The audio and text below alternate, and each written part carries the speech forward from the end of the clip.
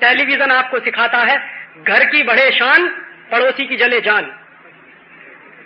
Neighbours enemy, owner's pride. इसका माने जानते हैं क्या? कि आपके घर की शान तब बढ़ेगी जब पड़ोसी की जान जलेगी। आपका धर्म क्या कहता है? पड़ोसी से प्यार करो। टेलीविजन कहता है पड़ोसी की जान जलाओ। और हम क्या कर रहे हैं? अपने पड़ोसी की जान जलाने के लिए ओनिडा खरीद लाए, पड़ोसी हमारी जान जलाने के लिए ओनिडा खरीद लाए, और दोनों पड़ोसी एक दूसरे की जान जलाने में लगे हुए हैं। कब दोनों के घर जलेंगे किसी को नहीं मालूम। और जिस दिन दिमाग में मेरे जैसे किसी आदमी के ये बैठ जाता है ना, मैं आपको बता रहा हूं, हम सब परेशान है ना, करप्शन करप्शन करप्शन। ये करप्शन की मां कौन है?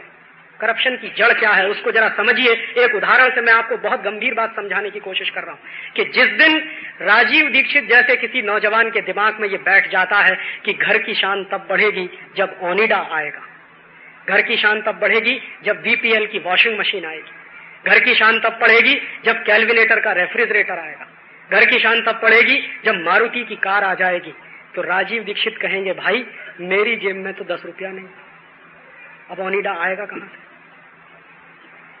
तो मेरे जैसा ईमानदार आदमी जिसके दिमाग में आपने ये डाल दिया कि घर की बढ़े शान और पड़ोसी की जले जान, ओनिडा टेलीविजन, मैं देखता हूं मेरी जेब में तो 10 रुपया नहीं है, ओनिडा टेलीविजन के लिए तो 17,000 रुपया चाहिए, तो रात दिन मेरे दिमाग में ये घन चक्कर शुरू हो जाएगा। घर की शान बढ़ाइए, पड़ोसी की जान जलाइए। और एक दिन ऐसा आएगा कि राजीव दीक्षित 17,000 रुपए के लिए अपनी आत्मा को बेच देंगे, देश को बेच देंगे, क्योंकि ओनिडा लाना है खरीद कर।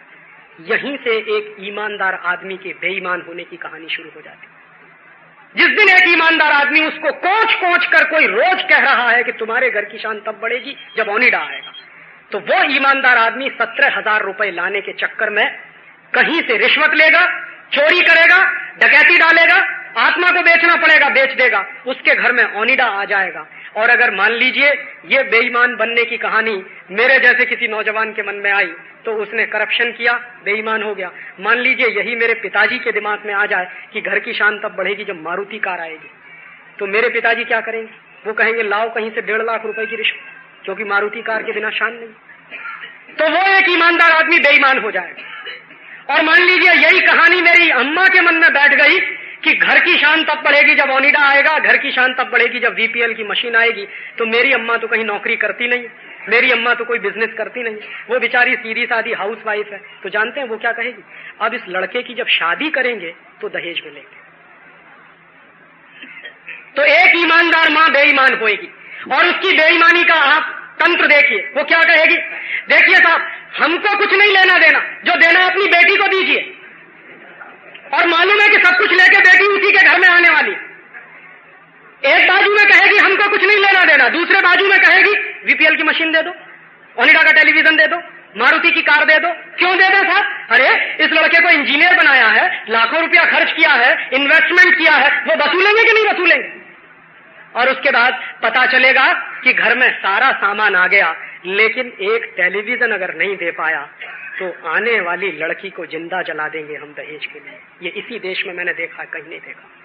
टेलीविजन के लिए एक जीती जागती महिला को हम जिंदा जला दें, इससे ज्यादा संस्कृति की निकृष्टता कोई हो नहीं सकती। और तब मुझे आग लग जाती है दिल में कि शायद हमारे समाज में अब किसी जीती जागती बहन से ज्यादा कीमत टेलीविजन की हो गई है। और जब से ये कीमतें लगना शुरू हो गई हैं, तब से आप देखिए अखबारों में कोई दिन बाकी नहीं जाता जब दहेज के लिए किसी की हत्या न होती है।